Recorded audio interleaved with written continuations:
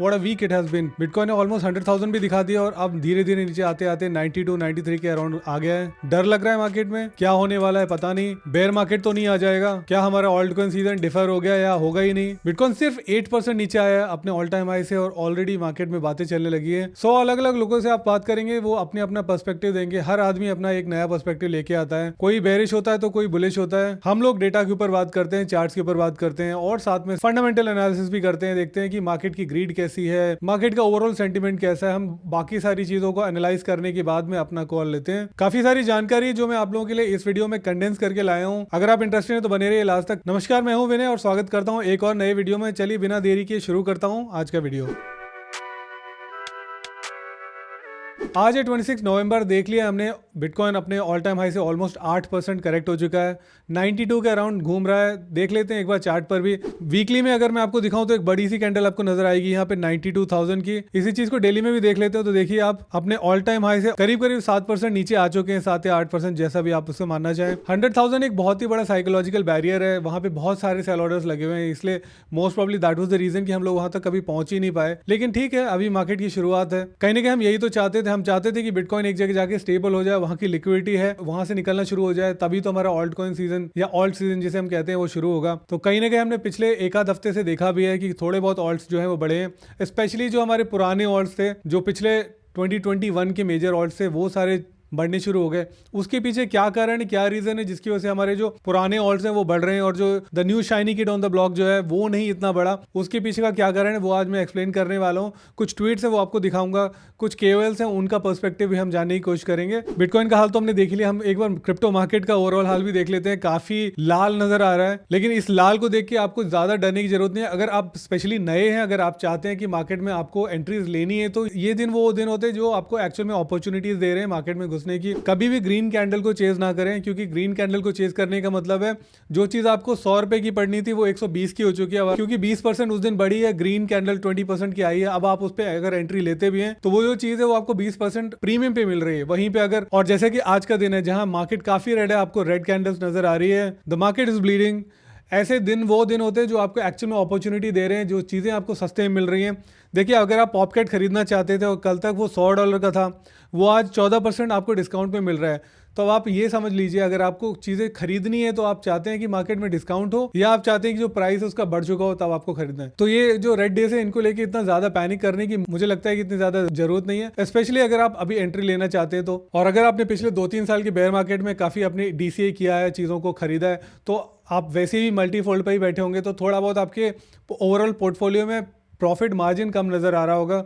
डरने की फिर भी कोई बात नहीं है मेरे ख्याल से। इंस्टीट्यूशनल इन्वेस्टर्स हैं जो आजकल पैसा पंप कर रहे हैं। बिटकॉइन का जो प्राइस है अभी तक जो 100,000 तक, ऑलमोस्ट 100,000 तक लेके भी आए हैं, वही इंस्टीट्यूशनल इन्वेस्टर्स ही हैं। बहुत ज़्यादा मैटर कर जाता है कि ETF में इनफ्लोज जो हो रहे हैं या आउटफ्लोज हो रहे हैं, नेट इनफ्लो या आउटफ्लो हो रहा है, उसके हिसाब से जो प्राइस है वो डिराइव होता है। कल का अगर हम देखते हैं 25 तारीख का, तो मेरे को ओवरऑल $435 मिलियन निकलते हुए नजर आ रहे हैं। सिर्फ एक ब्लैक रॉक का IBIT है जहां पे $267 मिलियन का इनफ्लो रहा, बाकी सब ऑलमोस्ट बाहर जाते हुए नजर आए मुझे। तो ये एक कारण है, लेकिन ये सिर्फ एक कारण नहीं है, क्योंकि इसको काउंटर करने के लिए मैं आपको एक चीज और दिखा देता हूँ। Michael Saylor, the man the machine, वो हर दिन जाके बिटकॉइन खरीद लेता है। तो $5.4 बिलियन की उसने और बिटकॉइन खरीद लिया। 55,500 बिटकॉइन जो है 97,862 के एवरेज प्राइस के ऊपर उसने और खरीद लिए हैं, जिसके लिए उसने टोटल स्पेंड किया है $5.4 बिलियन। तो ये अकेला ही बंदा या एक माइक्रो स्ट्रैटेजी जो कंपनी है वो ही इतने सारे bitcoin daily on daily almost daily basis पे खरीद रही है। सिर्फ ये कारण तो नहीं हो सकता, थोड़ा बहुत तो और भी कुछ कारण होंगे। काइल का ये ट्वीट है, उसने भी ऑलमोस्ट यही बात की कि ETF जो है उसमें $435 मिलियन के आउटफ्लो नजर आए हमको कल, और that is not the reason for the price to come down. MicroStrategy ने उससे 10 गुना ज्यादा खरीद लिए, जो मैं आपको ऑलरेडी दिखा चुका हूँ कि करीब करीब $5.4 बिलियन के उन्होंने बिटकॉइन खरीद लिए थे, which was countering to $435 million का आउटफ्लो। लेकिन वो ये बोलता है कि there is fear and profit taking across the board. ये एक कारण हो सकता है। I would be surprise if we see another dip to 92K, the advice is same as always hodl. वो बोल रहा है कि जो प्रॉफिट टेकिंग चल रही है, फियर भी है थोड़ा बहुत मार्केट में, थोड़ा सेल प्रेशर भी ज्यादा आ रहा है, और 92,000 तो ऑलरेडी डिप कर चुका है, लेकिन वो बोल रहा है कि हॉडल करो हॉडल करो। अब वो आपके ऊपर डिपेंड करता है, और वैसे भी मैं जिनसे बात कर रहा हूँ इस समय, मुझे लगता नहीं कि हम में से बहुत सारे लोग बिटकॉइन को एनीवे होल्ड करते हैं, लेकिन बिटकॉइन की वजह से जो ओवरऑल मार्केट के ऊपर इंपैक्ट आता है, हम लोग उस चीज पे ज्यादा डिपेंडेंट होते हैं। अभी ऑफ लेट आपने देखा होगा कि बहुत सारे जो पुराने पुराने टोकन है वो बढ़ गए, तो मैं उसके ऊपर आ जाता हूँ। मैं आपको दिखाता हूँ एक और ट्वीट। क्रिप्टो का एक बड़ा KOL है, वर्चुअल बेकन नाम से इसका चैनल भी है यूट्यूब पे। अगर मैं उसकी ट्वीट के हिसाब से जाऊँ, अभी आपने देखा होगा कि पिछले कुछ समय में XRP एडा डॉट जो है वो काफी चढ़ गए, काफी रनअप मिला उनको, ऑलमोस्ट 100, 150, 200% भी कई सारे बढ़ गए। तो उसके पीछे कारण क्या था वो ये बताना चाह रहा है। We are seeing a huge shift in the market, coins that are popular during 2021 bull run are seeing billions of dollars of inflow and these coins appeal to the retail investor because they are simple, familiar and easy to buy. कहने का मतलब ये है कि जो 2021 के हमारे token थे या कॉइन्स थे जिनमें हम लोगों ने बहुत ज्यादा ह्यूमंगस रन देखा है पिछले एक आध हफ्ते में, कारण क्या रहा है? बिकॉज दे आर फेमिलियर, क्योंकि जो पुराने लोग हैं जो 2021 में थे, आए, उन्होंने पैसा लगाया, काफी नुकसान झेल लिया, चले गए। अब 3 साल 4 साल हो चुके हैं और उसके बाद में उनको खबर आ रही है कि जो बिटकॉइन है वो 100,000 पहुंचने वाला है या पहुंच चुका है। मेन स्ट्रीम मीडिया भी आ गई है, काफी कुछ कवरेज मिल रहा है। ऐसे में क्या होता है, लोग वापस जाके अपने क्रिप्टो वॉलेट्स को रीएक्टिवेट करते हैं, अपने कॉइनबेस अकाउंट्स को खोलते हैं, बाइनेंस वॉलेट को खोलते हैं और देखते हैं कि जो उनका पोर्टफोलियो फिर से उनको अगर हरा नजर आने लगता है तो उनका इंटरेस्ट फिर से बन जाता है मार्केट के अंदर। ऐसे में उन लोगों की जो पुरानी मेमोरी होती है वो उनको लेके जाती है उनका एक्सपीरियंसेस के ऊपर, जो उनको 2021 में मिले थे, जो लिस्ट आउट किए डेफिनेटली वो टॉप 10, टॉप 20, टॉप 50 वाले कंटेंडर्स होते थे, एक ट्राइड एंड टेस्टेड होते थे, जैसे XRP हो गया, एडा, XLM, dot, XTZ, sand and माना। और हमने यही सब देखा कि यही सारे जो टोकन्स है, यही सारे जो प्रोजेक्ट्स है वो एकदम से शूट अप हो गए। तो जो पुराने, जो हमारे पुराने खिलाड़ी थे जो 2021 में हमारा साथ छोड़ के चले गए थे, उनके रिटर्न के साथ में वो लोग अपनी लिक्विडिटी, अपना पैसा लेके आए, उन्होंने इन टोकन्स को आके पंप करना शुरू कर दिया है। उसका कारण वो बता रहे हैं कि क्यों ऐसा है कि लोग इनमें पैसा लगा रहे हैं अभी। Retail investors don't analyse tokenomics और fundamental, their decisions are based on familiar names, easy to access platforms and charts that look cheap, right? तो कहने का मतलब ये है कि when retail sees a coin priced at 30 cents that once hit $5, they think wow this can go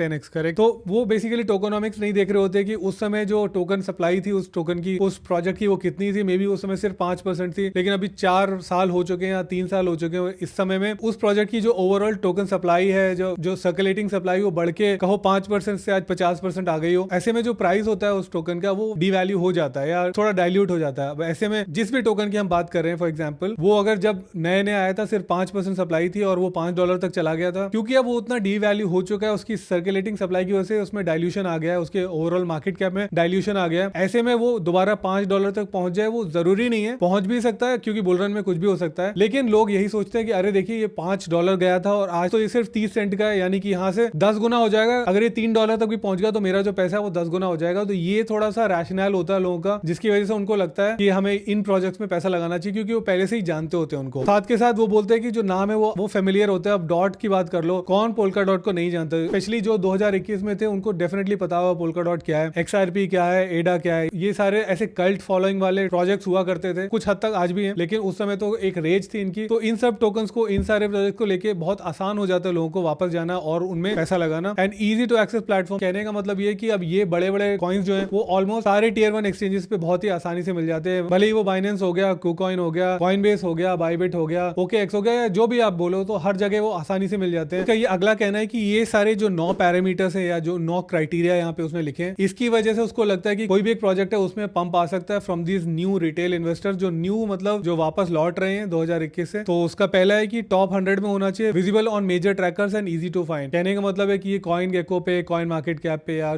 और भी जो अलग अलग ट्रैकर साइट्स होते हैं वहां पे आसानी से मिलने चाहिए। टॉप 100 में होते हैं तो पहले पेज पे होते हैं मोस्टली। तो ऐसे में वो लोग जाके अक्कड़ बक्कड़ बम्बे वो करने के बाद में भी लोग पैसा लगा देते हैं, क्योंकि क्रिप्टो है, यहाँ पे सब कुछ चलता है। आपको यहाँ पे हर तरीके का आदमी मिल जाएगा। फेमिलियर नैरेटिव्स जो नंबर 2 है, AI गेमिंग लेयर 1 एवरग्रीन है। AI तो खैर चलो अभी फिर भी नया है, पिछले बुल रन में इतना इसकी बात नहीं होती थी। गेमिंग मेटावर्स तो एक बहुत ही बड़ा नैरेटिव था 2021 में। And layer 1 is something which is evergreen, be 2016, 17, 20, 21, 24 और मे बी अगला जो बुल रन अगर होगा, अगर हुआ आगे जाके 2028-29 में, तो वहां पर भी हम मेनली इन्हीं लेयर 1 की तो बात कर ही रहे होंगे, क्योंकि ये इंफ्रास्ट्रक्चर प्रोवाइड करते हैं, तो ये तो कहीं जाने वाले नहीं है, ऐसा मेरा मानना है at least. Listed on major platforms like Robinhood, Coinbase and PayPal। इसकी कहने का मतलब ये है कि Robinhood, Coinbase जो हो गए, ये बहुत आसानी से आपको ऑनबोर्ड करने में मदद करते हैं। अगर मैं यूएस के कॉन्टेक्स्ट में बात करूं, PayPal में भी आप क्रिप्टो खरीद सकते हैं अपेरेंटली। तो इस वजह से यहाँ पे जो बैरियर टू एंट्री वो और भी ज्यादा आसान हो जाती है। इसीलिए आपने देखा हो जो पेपे जैसे ही Robinhood पे और Coinbase पे आया तो उसमें कैसा एक प्राइस शूटअप हुआ था, वो यही कारण है। मास रिटेल को अगर ऑनबोर्ड करना है तो ये सारे जो प्लेटफॉर्म है बहुत बड़ा एक रोल प्ले करते हैं। Low unit bias, coins priced at 10 cent feels more affordable than 50। बहुत सारे लोग होते हैं, बहुत सारे जो नूब्स होते हैं, तो उनको इतना समझ में नहीं आ रहा था, टोकनोमिक्स के बारे में इतनी जानकारी नहीं होती है। उनको ऐसे लगता है अगर कोई टोकन 10 सेंट का है तो वो ज्यादा सस्ता है और कोई $50 का है तो महंगा है। लेकिन वो ये नहीं देखते कि ओवरऑल मार्केट में सप्लाई कितनी, उसके ओवरऑल टोकोनॉमिक्स पे लोग नहीं जाते हैं। वही 10 सेंट अगर 1 ट्रिलियन टोकन है तो उसकी मार्केट कैप कितनी होगी आप ये खुद ही कैलकुलेट कर लीजिए। और वहीं पे एक टोकन है वो $100 का भी है और उसके सिर्फ 1000 टोकन ही है, तो समझ लीजिए उसकी मार्केट कैप मेरे को रफ कैलकुलेशन के हिसाब से अगर मैं बोलूं तो शायद 1 आध लाख ही पड़ेगी, मे भी 10 लाख होगी। मैं अगर एक टोकन की वैल्यू $100 है और वो सिर्फ 100 ही टोकन है, यानी कि 10,000 ही हो गए, और वहीं पे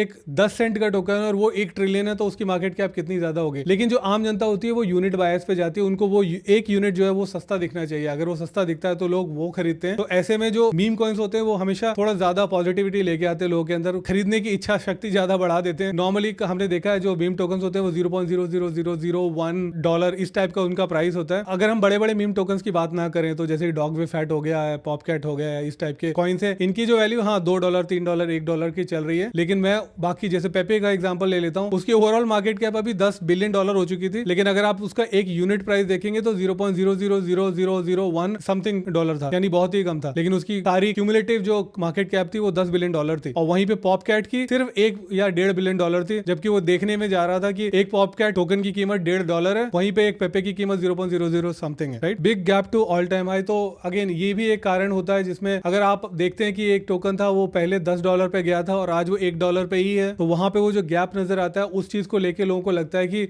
अगर ये पिछले ऑल टाइम हाई तक भी चला गया तो हमारा पैसा जो है यहाँ से 10 टाइम्स हो जाएगा बहुत ही आसानी से। तो वो भी एक कारण है जिसकी वजह से पैसा जो है उन टोकन्स में पंप हो सकता है। Centralised exchange listing, decentralised platforms are too technical for many. ये कहीं ना कहीं थोड़ा सा मेजर प्लेटफॉर्म लिस्टिंग के ऊपर ही आ जाता है घुमा फिरा के, क्योंकि हम वहां पे कह रहे थे कि रॉबिनहुड और कॉइनबेस पे होना चाहिए या पेपैल पे टोकन होना चाहिए। वहीं पे वो ये बोल रहा है कि डिसेंट्रलाइज्ड प्लेटफॉर्म थोड़े डिफिकल्ट होते हैं यूज करने के लिए, आपको अपना खुद का सेल्फ कस्टडी वॉलेट है वो मेंटेन करना पड़ता है। सेंट्रलाइज्ड एक्सचेंजेस पे वो चीज मिल जाती है तो आसानी से हो जाता है। इंग्लिश फ्रेंडली नेम्स तो आसान होता है याद रखना, जैसे सोलाना, फैंटम, एवलांच, ये जो इस तरीके के नाम है वो काफी आसान हो जाते हैं याद करना। तो इस टाइप के नाम होने चाहिए रादर देन अगर आप पावर यूजर नहीं तो आपको पता भी नहीं चलेगा। SPX 6900 अगर है, अब ये थोड़ा सा डिफिकल्ट नाम है, ऑल्दो इसकी कम्युनिटी बहुत ज्यादा कल्ट कम्युनिटी है। I am just giving you that example कि इस टाइप के नाम अगर होंगे तो वो थोड़े डिफिकल्ट हो जाते हैं याद करने, वेरेज इंग्लिश नाम होते हैं तो आसान रहते हैं। 8th नंबर पे बोलता है कि जो 2021 साइकिल की फेवरेट से जो ऑलरेडी ट्राइड एंड टेस्टेड है, प्रूवन है, जैसे कि हो गया सोलाना, जैसे कि हो गया हमारा अवलांच, जैसे हो गया पोल्का डॉट, लिंक, तो इस टाइप के जो टोकन्स है या जो प्रोजेक्ट्स है जिन्होंने अपने आप को ऑलरेडी प्रूव कर लिया वो अभी अपने ऑल टाइम हाई से पीछे है काफी, क्योंकि there is a new kid on the block जिस पीछे सारी जनता भाग रही है। ये पुराने प्रोजेक्ट्स को कोई पूछ नहीं रहा था, लेकिन ये जो पुराने 2021 के लोग अब वापस आए उनको वही पुराने प्रोजेक्ट्स ही याद आ रहे हैं, उनमें पैसे डाल रहे हैं। Coins tied to familiar categories like metaverse and payments, तो इस टाइप के भी जो टोकन्स है या कॉइन्स है जो फर्स्ट मूवर है, जैसे कि अगर गेमिंग की बात की जाए तो आप डिसेंट्रलैंड माना या फिर सैंडबॉक्स, सैंड हो गया, माना हो गया, ये इस टाइप के जो टोकन्स है उनका नाम जुड़ा हुआ है गेमिंग के साथ में। तो आज उनको भले ही कोई पूछ ना रहा, उनकी टेक्नोलॉजी भी ऑब्सोलीट हो गई हो, पुरानी हो गई हो, लेकिन फिर भी लोग वहीं ग्रेविटेट करते हैं टुवर्ड्स दोस टोकन, क्योंकि उन्होंने अपना नाम उस कैटेगरी के लिए बना लिया था। तो इस टाइप के लोग या उस टाइप के प्रोजेक्ट्स भी फायदा लेंगे इस चीज का। चलिए काफी हमने बात कर ली, अगर आपको चाहिए तो मैं इस ट्वीट का लिंक दे दूंगा, आप चाहे तो बाकी सब भी पढ़ सकते हैं। उसने बाकी अपने लेयर 1 कौन से हो गए और अलग अलग कैटेगरी के जो उसके टोकन है वो उसने लिस्ट किए। अगेन मैं इन पे जाऊंगा नहीं क्योंकि there would be some sort of bias from his side की जो उसने खरीदे होंगे वो उस हिसाब से बात कर रहा होगा, तो मैं उतना इस चीज को यहाँ पे तवज्जो नहीं दूंगा। आप चाहे तो इसको देख सकते हैं, मैं इसका लिंक कर दूंगा डिस्क्रिप्शन बॉक्स, आप जाके एक एक करके देख सकते हैं। अब मैं कुछ चार्ट दिखा देता हूँ। तो माइकी बुल क्रिप्टो, जैसे मैं पिछले वीडियो में बता रहा था, मैं इसको फॉलो करता हूँ, तो इसका एक चार्ट है यहाँ पे उसने बोला ऑल्ट कॉइन डोमिनेंस को दिखा रहा है कि आप ये देख सकते हैं, ये वाली जो रिबन है ये ट्रेंड रिबन को इसने ब्रेक कर दिया है। 10.37% चल रहा है, काफी दिनों से ये इसके ऊपर नीचे हो रहा था, लेकिन फाइनली इस रिबन से ऊपर जा चुके हैं। और ये वाला जो ब्लॉक है वो ये ऑल्ट कॉइन सीजन का ब्लॉक कहा जा सकता है। अगर ऑल्ट कॉइन डोमिनेंस बढ़ जाती है तो वही यहाँ पे डिपिक्ट किया गया है कि जितने भी आपको ब्लॉक्स यहाँ पे नजर आ रहे हैं ये सारे ऑल्ट कॉइन सीजन रहे हैं, जहाँ पे कि ये जो ट्रेंड लाइन ब्रेक करते हुए ऊपर जाएगा चार्ट। तो कुछ इस तरीके का प्रेडिक्शन है इस चार्ट के हिसाब से। जो अगला चार्ट है वो भी दिखा देता हूँ, ये भी ऑल्ट कॉइन मार्केट कैप का चार्ट है। यहाँ पे जो टॉप 10 प्रोजेक्ट्स हैं उनको हटा दिया गया, उसके अलावा जितना भी मार्केट में बचता है वो है। वहां पे अगर आप देखेंगे तो ये 3 साल का ट्रेंड रेजिस्टेंस है जिसको फाइनली ब्रेक किया है अभी। ये भी एक पॉजिटिव इंडिकेटर नजर आता है कि alt coin season is not really that far. ये एक फाइनल चार्ट है आज का जो मैं दिखाना चाह रहा हूँ, इथेरियम का चार्ट। इस रिबन को आप देखेंगे फाइनली इसने ब्रेकआउट कर दिया है। इस समय इस चार्ट के हिसाब से 3400 का प्राइस चल रहा था इथेरियम का, जब ये स्नैपशॉट लिया गया था 3000 1400 का प्राइस चल रहा था और ये रिबन को फाइनली इसने ब्रेकआउट कर दिया है। ये डाउन ट्रेंड नजर आ रहा है, इसको ब्रेकआउट किया है, यहाँ पे रिटेस्ट होगा, फिर फर्दर ऊपर जाने की चांसेस है। यहाँ पे फिब लेवल जो 1.6 का यहाँ तक जाएगा अगर, तो 6000 पहुंचेगा। और कहने का मतलब ये है अगर इथेरियम 6000 पहुंच गया तो ऑल्ट कॉइन सीजन में आग लग जाने वाली है, तबाही मच जाएगी। बाकी जितने भी कॉइन्स है वो भी चढ़ेंगे बहुत ही जबरदस्त तरीके से। तो आने वाला समय दिसंबर से लेके मार्च का काफी ज्यादा गर्मा गर्मी वाला रहने वाला है। बिल्कुल लथार्जिक मत रहिए, एक्टिव रहिए मार्केट में। यही समय अगर आपने यहाँ पे मेहनत कर ली तो आपको अगले 3-4 साल तक या कहो अगले 10 साल तक भी कुछ ना करना पड़ेगा, if you play your cards really well in the next 3 to 8 month. ये तो रही आज की बात। अब मैं आपसे मिलूंगा इस वीडियो में जिसमें मैंने बताया कि ऑल्ट कॉइन सीजन कब आने वाला है, क्यों आने वाला है, क्या रीजन है जिसकी वजह से मैं कह रहा हूँ कि ऑल्ट कॉइन सीजन ज्यादा दूर नहीं है। तो चलिए मिलता हूँ उस वीडियो में, तब तक के लिए नमस्कार, जय हिंद, वंदे मातरम।